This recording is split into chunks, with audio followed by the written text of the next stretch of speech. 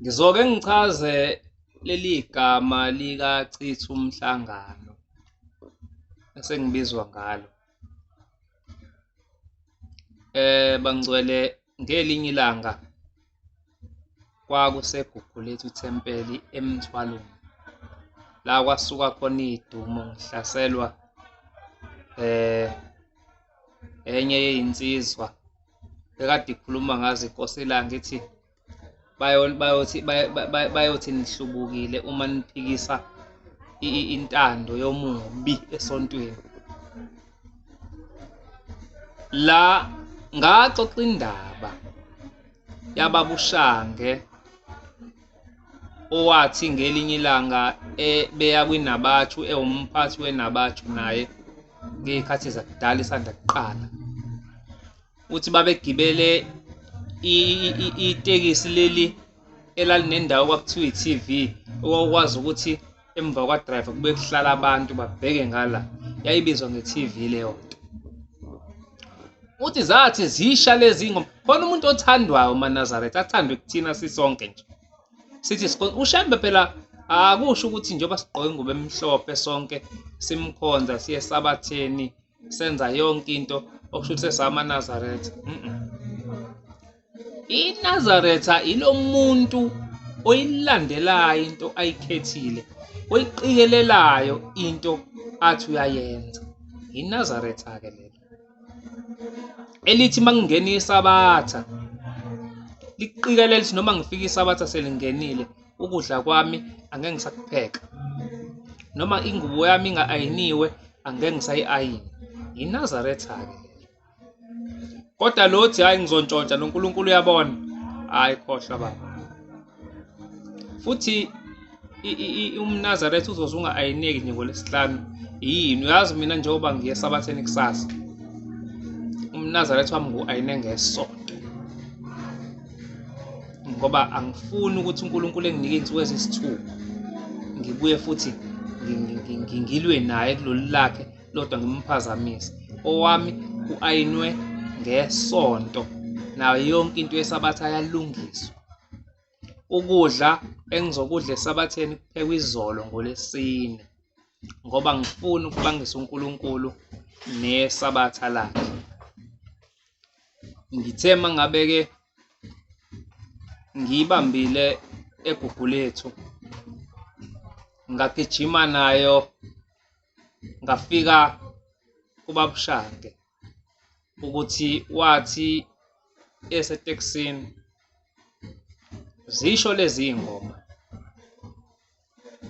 kwase kuvele kungena inkosi inyanga yezulu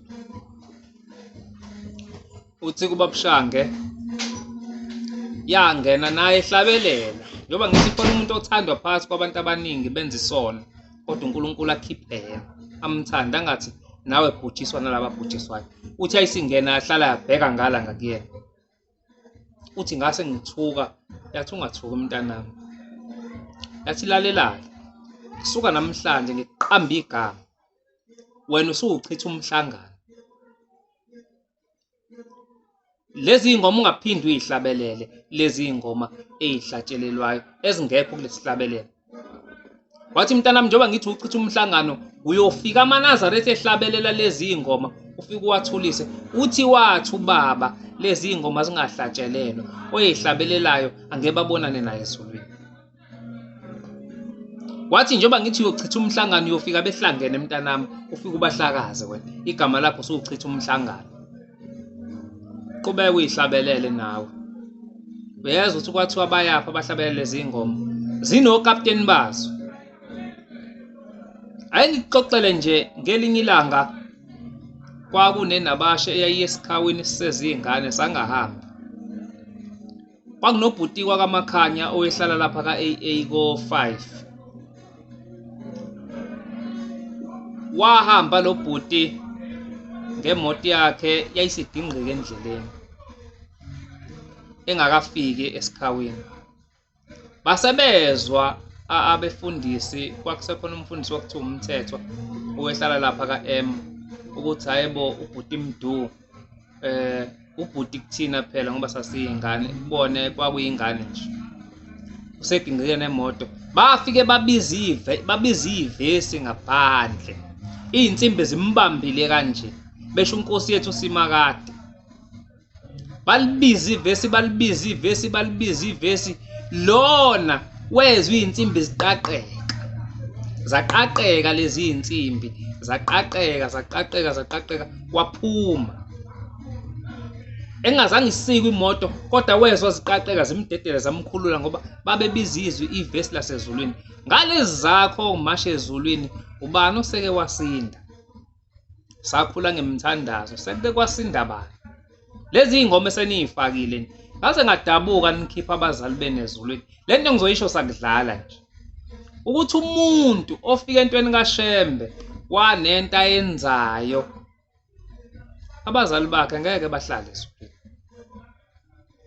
Uyakhumbula umfundisi uGcwensa ekhuluma ngenkosi isemthatha inyanga yezolo ibiza abafundisi, uthi wayezwa ithi umuntu kuleli bandla oyoqamba into ize yaziwe lento ukuthi lento iqanjwe osibani bani, uthi lowo muntu ngiyafuka ngesibonane naye ezulwini. Nawe ufuna ukungena lapho.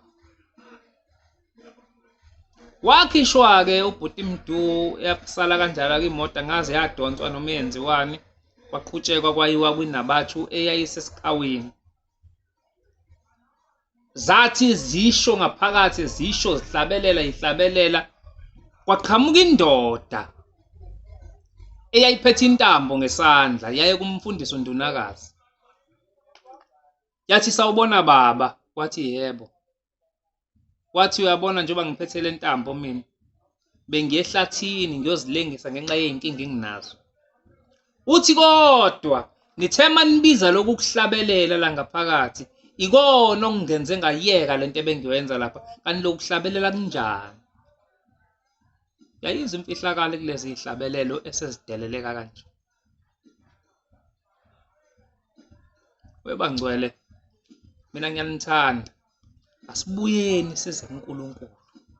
Lo Nkulunkulu uyasithanda. Asingamhlubuki ave kumnandi ukuhlubuka, kodwa le ndlela esiyihlubuka esingayifuni sobe sesiyifuna ngale. Angifuni mina sibangwe omubi noNkulunkulu. Ethi uNkulunkulu le nsizwe yami, athi nomubi la yibona le nsizwe yami. Hayibo le nsizwa phela wena ibuye ihlabelela iy'nkomo ongayibhalanga. Engakuthandi le nsizwa nje. Akusibona bonke abathi 100% uNyazi abalithandayo. Umuntu othanda uNyazi namhlanje uzohlukanisa. Ngoba bangcwele khona into ebuhlungu, kuphenduka abantu abaningi. Yazi bafika bathi hawu, hayibo kanti le ikhaya nale ngoma sezahleke sekumnandi-ke ngoba hayibo sekuhlethelwa nale ngoma. Ababoni ukuthi khona into wrong. Bona babona nje sekumnandi.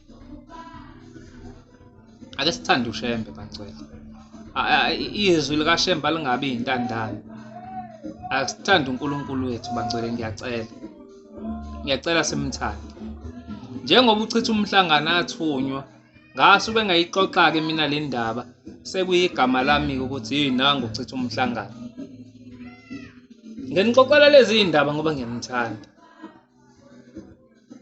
Lezi hlabelelo ziyaphilisa.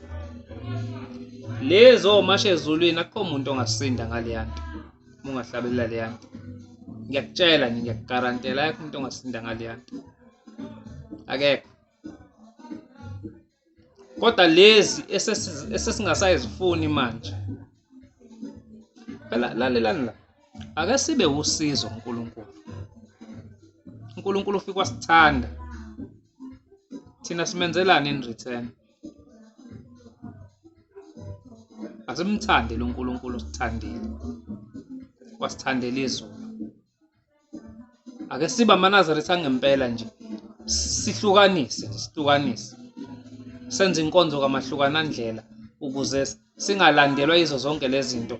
Ake senze idili nje, sibize zonke iy'nsizwe besihamba nazo, abangani bethu, yizo zabathima ade sidlala kuwona ebholeni, sizowatshela namhlanje ukuthi asisanidlalile.